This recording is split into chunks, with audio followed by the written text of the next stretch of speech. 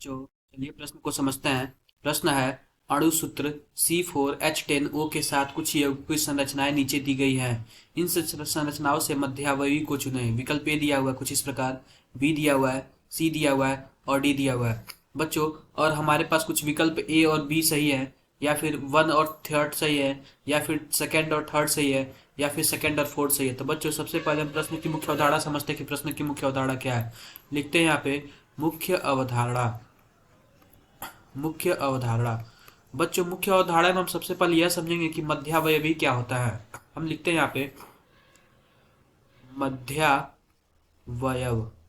मध्यावयवी वयवी मध्यावयवी समावयता क्या होता है? समावयवता। मध्यावयवी समावयवता क्या होता है?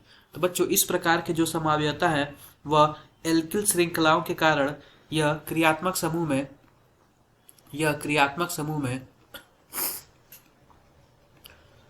क्रियात्मक समूह से भिन्न एल्किल श्रृंखला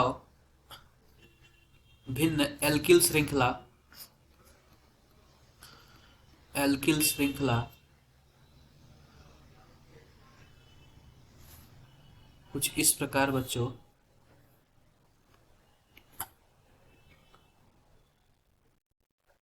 एल्किल श्रृंखला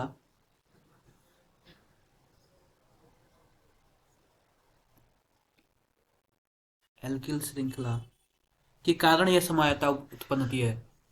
के कारण यह समावयवता उत्पन्न होती है।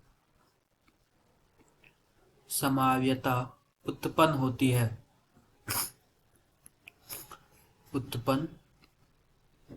है। तो बच्चों देखते हैं, हमारे पास उदाहरण कुछ इस प्रकार दिया हुआ है। C4H10O कुछ इस प्रकार दिया हुआ है बच्चों। तो होता क्या है, विभिन्न एल्किल समावयता, यानी कि हम क्या करते हैं, सबसे पहले हम विकल्प ए लेते हैं। विकल्प ए में दिया हुआ है CH3O,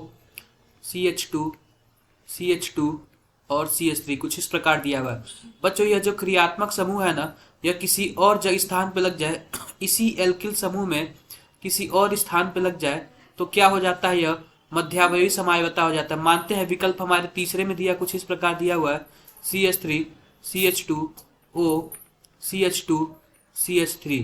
पहले बच्चों हम देखते हैं कि जो यह 2 3 4 पहले और दूसरे कार्बन के मध्य था ऑक्सीजन, अब क्या होता है, अब दूसरे और तीसरे कार्बन के मध्य हो जाता है। इस प्रकार के समावयता को मध्यावयवी समावयता कहते हैं।